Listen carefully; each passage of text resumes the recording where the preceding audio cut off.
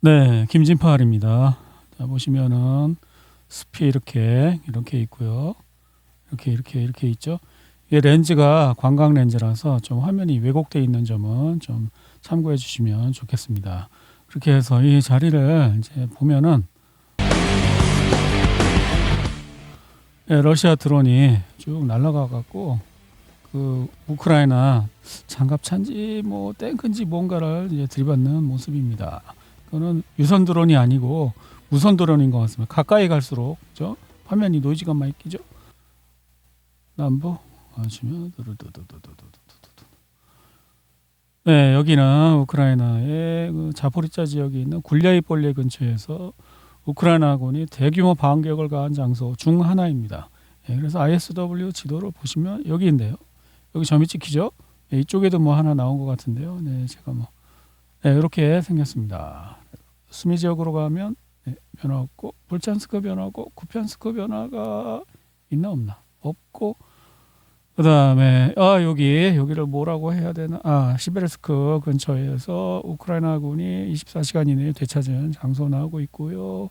그다음에 이쪽에 어디 콘스탄티노프카에 변화가 없고 그다음에 포크롭스크 부근에 빨간 거 많이 나오고 있죠. 네, 러시아군이 24시간 이내에 진출한 것이고요. 그다음에 드네프로페트롭스크 지역에서 우크라이나군이 되찾은 거. 그다음에 조금 아까 금방 했죠. 그다음에 헤르손 변화 없습니다.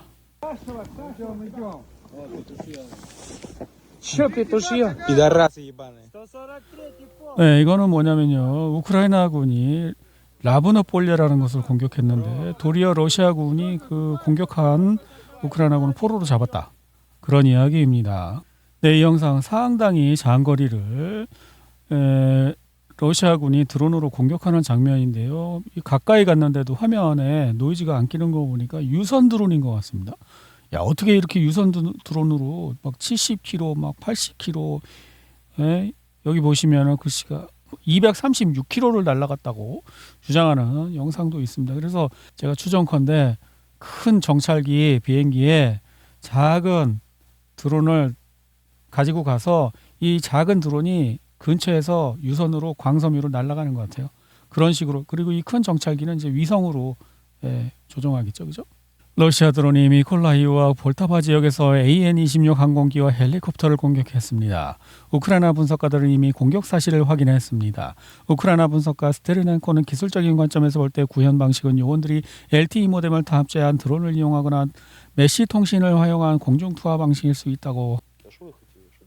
네, 이제 우크라이나 국가방위군 사령관님이랍니다. 그래서 피브넨코는 전사자 시신을 수집하지 않는 이유를 이렇게 설명했습니다. 전선이 우리에게 다가오고 있습니다. 그들은 적진에 남아 있습니다. 그러니까 땅을 계속 뺏기니까 전사자가 적군이 뺏은 땅이 있으니까 이제 저 시신을 수습하지 않는다, 그런 표현이죠. 그러니까 이거 지고 있다는 거 맞네요. 왜냐하면 우크라이나는 땅을 중요시하는데 땅을 잃고 있으면 우크라이나는 지고 있는 거잖아요. 하지만 러시아는 땅보다는 사상자 비율을 중요시하니까 러시아는 땅을 잃고 있어도 지는 게 아니거든요. 우크라이나보다 많은 사람이 죽거나 많은 장비가 부서지면 지는 거예요, 러시아 입장에서는. 근데 우크라이나는 사람이 아무리 많이 죽어도 상관없이 땅을 뺏기면 지는 거라고 이제 인식을 하거든요. 전쟁관이 달라요, 서로. 근데 보세요, 땅을 잃어버리고 있다고. 그래서 시신을 우리가 인수를 못한다고 그러는 거 아니에요.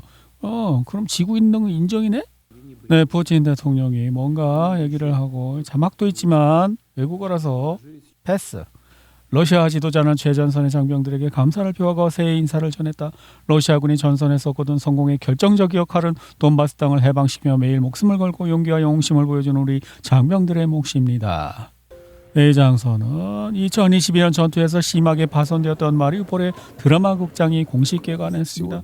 러시아군이 접근해 오자 아조프 연대원들은 건물에 지뢰를 설치한 후 폭파시켰습니다. 제가 이때부터 이 부근 그때부터 아마 우크라이나 쪽 그 정보 출처는 내가 믿지 않은 큰 계기 중에 하나가 이거였어요.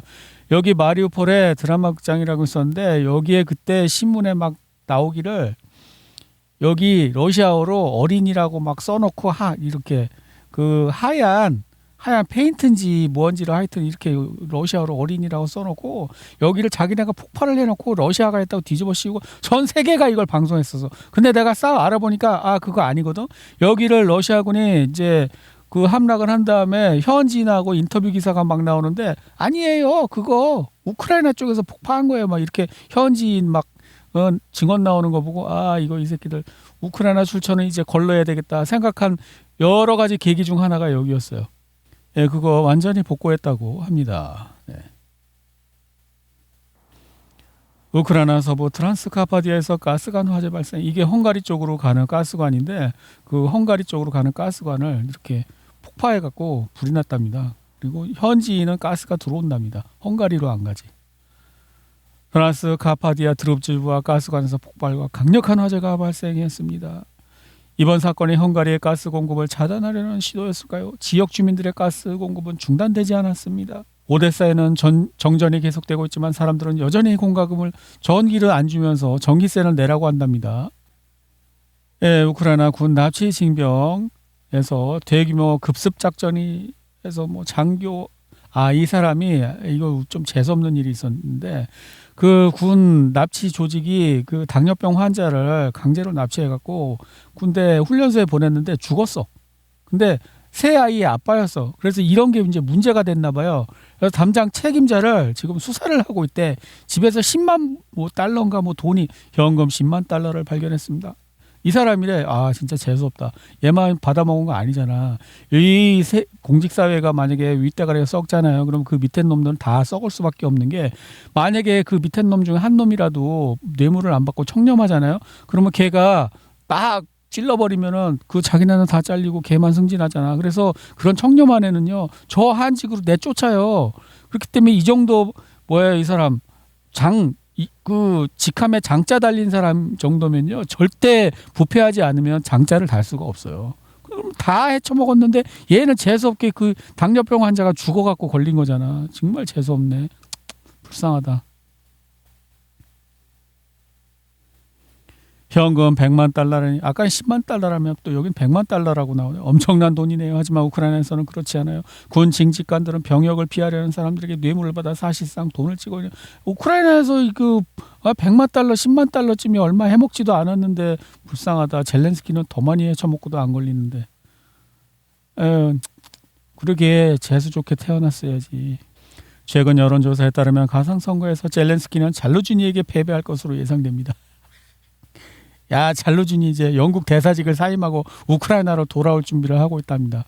우크라이나 전 최고사령관 발레리 잘루진이는 2026년 1월 초에 영국 주재 우크라이나 대사로 임기를 마치기를 희망한다. 돌아와서 이제 대통령 출마해야지. 여론조사도 막 이긴다고 나오는데 대박. 예? 우크라이나에서는 투표 기권자의 투표권이 박탈될 수 있다. 이건 또 뭔가? 모르겠고.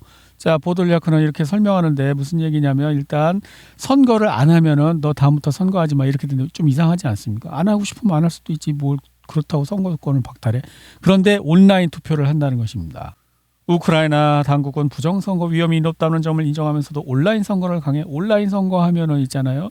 일단 투표를 하기만 하면 내가 잘루진이를 찍었어도 야 젤렌스키 찍었음 할 수 있어. 그러니까 투표 너 안 하면 다음부터 투표권 없음 이렇게 위협을 해서 가능한 투표를 많이 하게 만들어야 돼. 그런 다음에 어떻게 돼?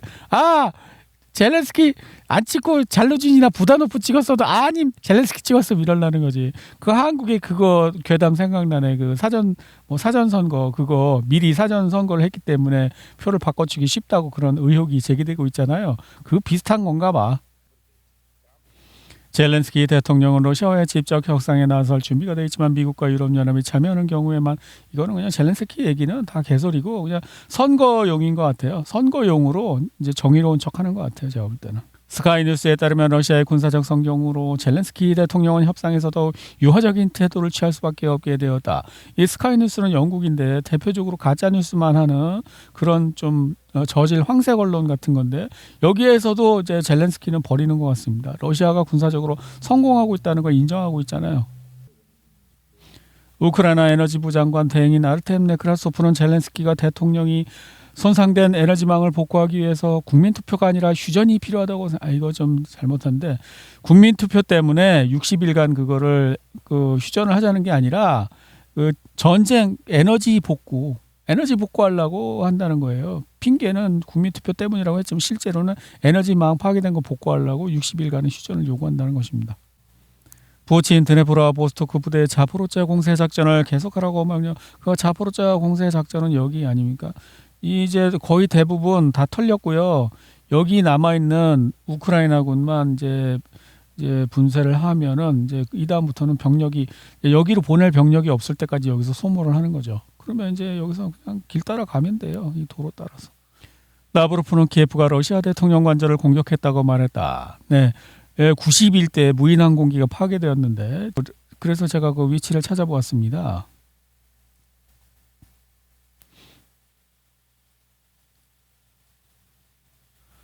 그래서 이번에 공격받았다는 러시아 대통령 관저가 어딘지 위치를 한번 찾아보았습니다. 모스크바가 아니고요. 외곽에 있는 여기 산속에 숲속에 있는 이 건물 여기에서 대부분 시간을 보내고 있다고 합니다. 푸틴 대통령이요.